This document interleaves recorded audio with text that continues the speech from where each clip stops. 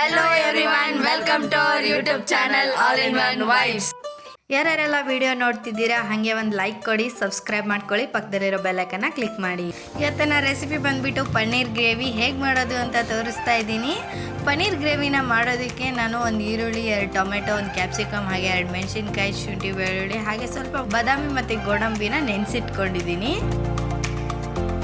ಎಲ್ಲ ತರಕಾರಿನೂ ನಾನು ಇವಾಗ ಚಿಕ್ಕದಾಗಿ ಕಟ್ ಮಾಡಿ ಇಟ್ಕೊಂಡಿದ್ದೀನಿ. ಈರುಳ್ಳಿನ ಸ್ಲೈಸಾಗಿ ಕಟ್ ಮಾಡಿ ಇಟ್ಕೊಂಡಿದ್ದೀನಿ. ನಾನು ಇವಾಗ ಒಂದು ಪಾತ್ರೆನ ತೊಗೊಂಡ್ಬಿಟ್ಟು ಅದಕ್ಕೆ ಒಂದು 2 ರಿಂದ 3 ಸ್ಪೂನ್ ಆಯಿಲ್ನ ಹಾಕೋತಾ ಇದ್ದೀನಿ. ಆಯಿಲ್ ಹಾಕ್ಕೊಂಡ್ಬಿಟ್ಟು ಅದಕ್ಕೆ ಸ್ವಲ್ಪ ಜೀರಿಗೆ ಹಾಕೋತಾ ಇದ್ದೀನಿ.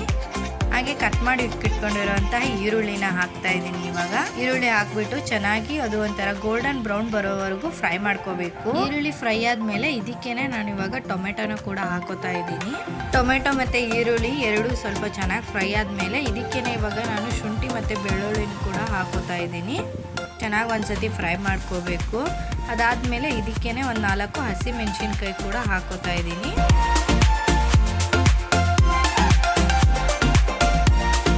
ನಾನಿವಾಗ ಅಚ್ಕಾರದ ಪುಡಿನ ಆ್ಯಡ್ ಮಾಡ್ಕೋತಾ ಇದ್ದೀನಿ.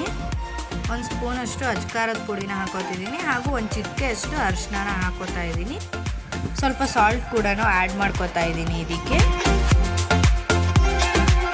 ಇವಾಗ ಇದನ್ನ ಒಂದ್ಸತಿ ಚೆನ್ನಾಗಿ ಮಿಕ್ಸ್ ಮಾಡ್ಕೋತಾ ಇದ್ದೀನಿ.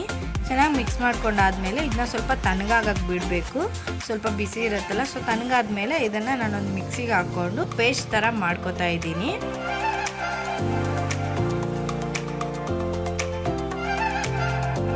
ಇವಾಗ ಹುರಿದಿರ್ತಂಥ ಮಸಾಲೆ ಎಲ್ಲ ರುಬ್ಕೊಳಕ್ಕೆ ಹಾಕಿದ್ದೀನಿ. ಹಾಗೆ ಮುಂಚೆನೇ ನೆನೆಸಿಟ್ಕೊಂಡಿರುವಂತಹ ಬಾದಾಮಿ ಮತ್ತು ಗೋಡಂಬಿನ ಕೂಡ ಆ್ಯಡ್ ಮಾಡ್ಕೋತಾ ಇದ್ದೀನಿ ಇದಕ್ಕೆ.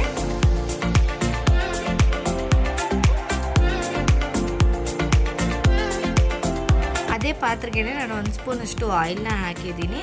ಹಾಗೆ ಒಂದು ಅರ್ಧ ಸ್ಪೂನಷ್ಟು ಅಚ್ಕಾರದ ಪುಡಿ ಮತ್ತು 1 ಚಿಟಿಕೆಯಷ್ಟು ಅರಿಶಿನ ಹಾಕ್ಕೊಂಡು ಒಂದ್ಸತಿ ಮಿಕ್ಸ್ ಮಾಡಿಕೊಂಡು ಅದಾದಮೇಲೆ ಇದ್ರ ಮೇಲೆ ನೀಟಾಗಿ ಪನ್ನೀರ್ನ ಇಟ್ಕೊಂಡು ಶಾಲೋ ಫ್ರೈ ಮಾಡ್ಕೋತಾ ಇದ್ದೀನಿ ಪನ್ನೀರ್ನ.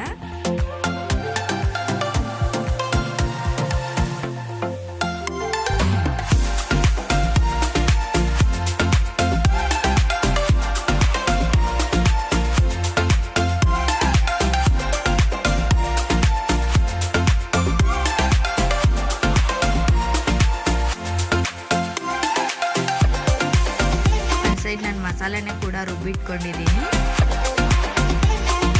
ಅದೇ ಪಾತ್ರೆಗೆ ಮತ್ತೆ 2 ಸ್ಪೂನ್ ಆಯಿಲ್ನ ಹಾಕಿಬಿಟ್ಟು ಅದಕ್ಕೆ ಒಂಚೂರು ನಾನಿವಾಗ ಜೀರಿಗೆ, ಸಾಸಿವೆನ ಹಾಕೋತಾ ಇದ್ದೀನಿ. ಜೀರಿಗೆ ಸಾಸಿವೆ ಎಲ್ಲ ಸಿಡಿದ ಮೇಲೆ ಇದಕ್ಕೆ ಚಿಕ್ಕದಾಗಿ ಕಟ್ ಮಾಡ್ಕೊಂಡಿರುವಂಥ ಈರುಳ್ಳಿನ ಹಾಕ್ಕೊಂಡು ಫ್ರೈ ಮಾಡ್ಕೋತಾ ಇದ್ದೀನಿ. ಹಾಗೇನೆ ಕಟ್ ಮಾಡ್ಕೊಂಡಿರುವಂಥ ಕ್ಯಾಪ್ಸಿಕಮ್ ಹಾಗೇನೆ ಟೊಮೆಟೊ ಕೂಡ ಹಾಕ್ತಾ ಇದ್ದೀನಿ.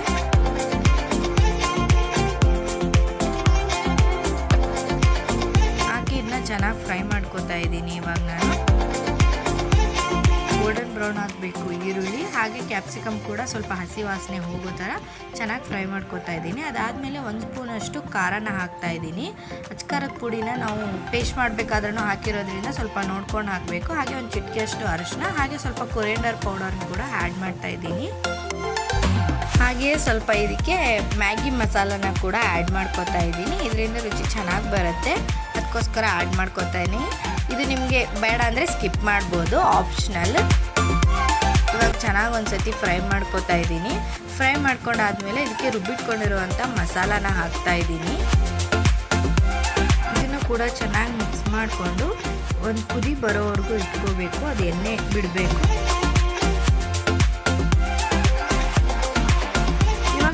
ರುಚಿ ನೋಡ್ಕೊಂಡು ಒಂಚೂರು ಸಾಲ್ಟ್ನ ಹಾಕ್ತಾ ಇದ್ದೀನಿ.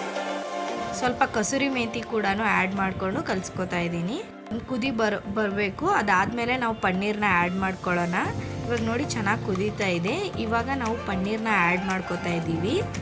ಪನ್ನೀರ್ ಹಾಕಿದ ಮೇಲೆ ಜಾಸ್ತಿ ಕುದಿಸೋದು ಬೇಡ, ಯಾಕಂದರೆ ಪನ್ನೀರ್ ಆಲ್ರೆಡಿ ನಾವು ಫ್ರೈ ಮಾಡಿರೋದ್ರಿಂದ ಸಾಫ್ಟ್ ಆಗಿರುತ್ತೆ. ಅದಕ್ಕೆ ಒಂದು ಕುದಿ ಬಂದರೆ ಸಾಕಾಗುತ್ತೆ. ಇದನ್ನ ಚೆನ್ನಾಗಿ ಕಲಿಸ್ಕೊಂಡ್ಬಿಟ್ಟು ಒಂದು 2 ಮಿನಿಟ್ಸ್ ಕುದಿಸ್ಕೊಂಡಿದ್ದೀನಿ. ಅಷ್ಟೇ ಸಾಕಾಗುತ್ತೆ ಕುದಿಸ್ಕೊಂಡ್ರೆ. ನೋಡಿದ್ರಲ್ಲ, ಇವತ್ತು ನಾವು ಈಸಿಯಾಗಿ ಪನ್ನೀರ್ ಗ್ರೇವಿನ ಹೋಟೆಲ್ ಸ್ಟೈಲಲ್ಲಿ ಮನೇಲೆ ಹೇಗೆ ಮಾಡೋದು ಅಂತ ತೋರಿಸಿದ್ದೀವಿ. ವಿಡಿಯೋ ಇಷ್ಟ ಆಗಿದ್ರೆ ಪ್ಲೀಸ್ ಒಂದು ಲೈಕ್ ಕೊಡಿ, ಕಮೆಂಟ್ ಮಾಡಿ, ನಮ್ಮ ಚಾನಲ್ನ ಸಬ್ಸ್ಕ್ರೈಬ್ ಮಾಡ್ಕೊಳ್ಳಿ. ಮತ್ತೆ ಹೊಸ ರೆಸಿಪಿಯೊಂದಿಗೆ ಬರ್ತೀವಿ. ಅಲ್ಲಿವರೆಗೂ ನೋಡ್ತಾ ಇರಿ ಇದು ಆಲ್ ಇನ್ ಒನ್ ವೈಬ್ಸ್.